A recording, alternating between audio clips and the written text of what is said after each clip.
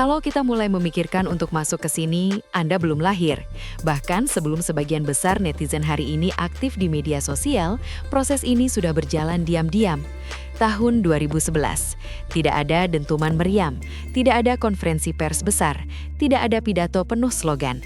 Namun justru karena kesederhanaannya, kabar ini terasa seperti batu kecil yang jatuh ke permukaan air yang tenang, lalu menciptakan riak kemana-mana. Timor Leste, sebuah negara muda di Asia Tenggara, mengusulkan bahasa Indonesia sebagai salah satu bahasa resmi negaranya. Sebuah usulan yang bagi sebagian orang terdengar wajar, bahkan logis. Namun bagi sebagian lain justru terasa mengejutkan, mengusik, dan memancing emosi. Reaksi langsung bermunculan, media sosial memanas, kolom komentar penuh dengan nada kaget, bingung, bahkan tidak terima. Pertanyaan yang sama terus berulang, dengan emosi yang nyaris seragam. Kenapa bahasa Indonesia? Kenapa bukan bahasa Melayu? Dari sinilah polemik dimulai, sebuah polemik yang di permukaannya tampak seperti perdebatan bahasa, tetapi di lapisan yang lebih dalam sesungguhnya menyentuh soal identitas, pengaruh, dan rasa percaya diri kawasan.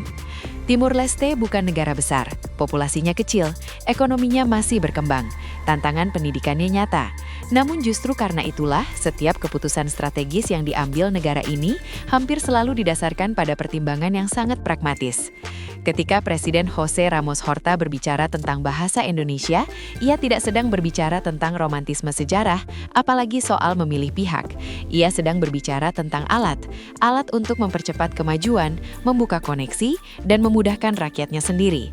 Bahasa dalam pandangan ini bukan simbol emosi, melainkan instrumen kerja sosial.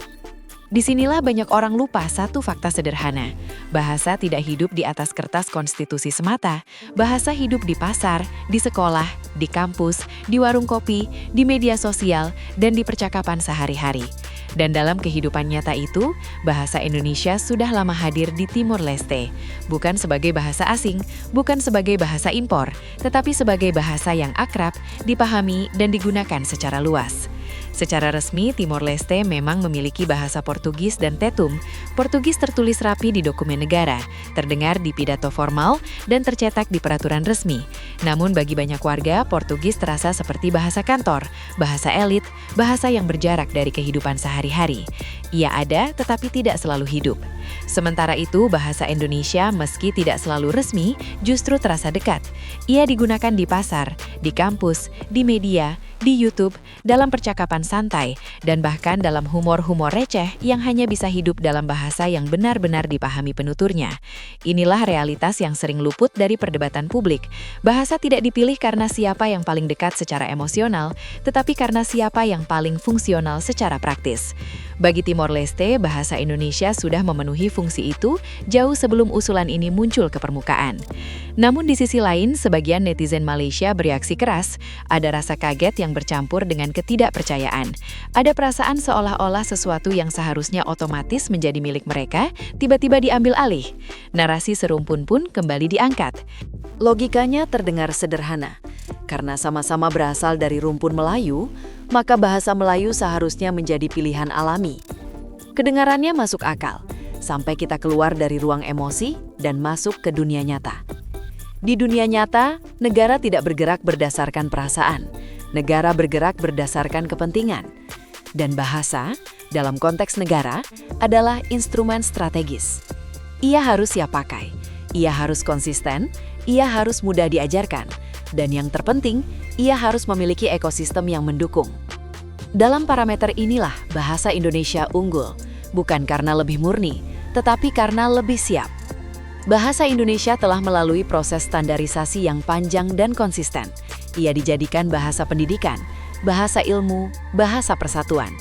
Kosakatanya terus diperluas, istilah-istilah modern diciptakan, disepakati dan disebarluaskan secara sistematis. Ia tidak dibiarkan berkembang liar, tetapi diarahkan agar mampu menjawab kebutuhan zaman.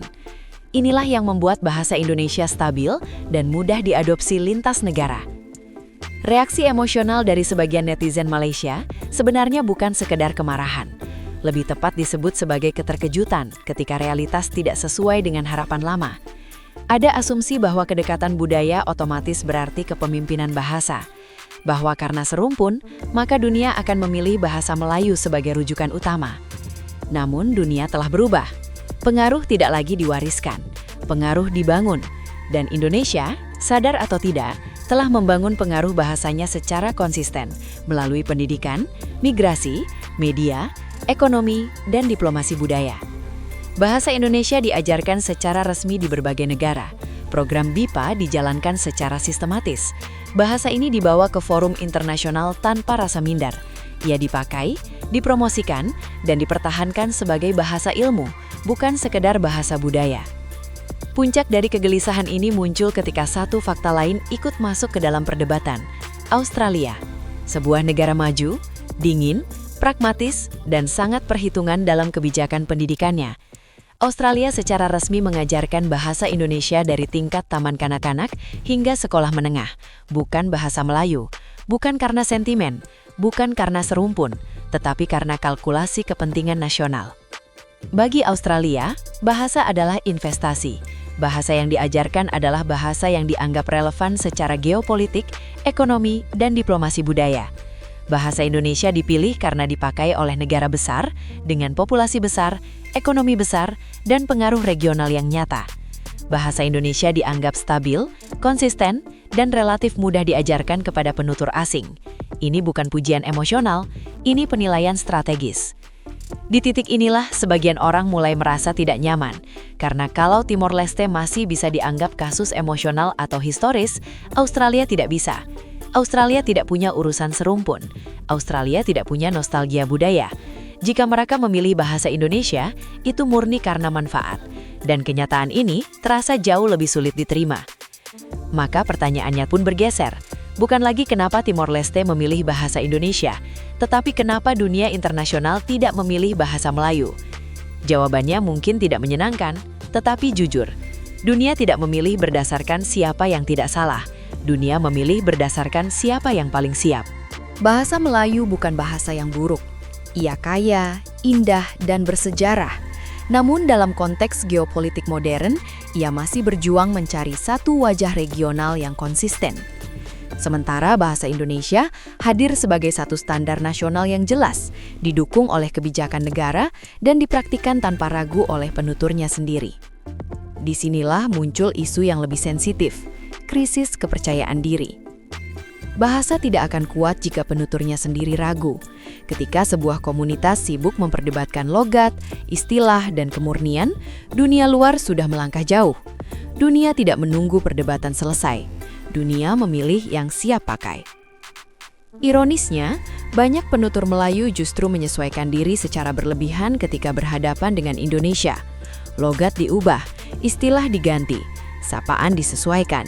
Seolah-olah takut dianggap tidak nyambung. Penyesuaian ini sering terjadi satu arah. Dan penyesuaian satu arah ini hampir selalu lahir dari rasa inferior yang tidak disadari. Padahal bahasa hidup dengan menyerap, beradaptasi, dan berkembang.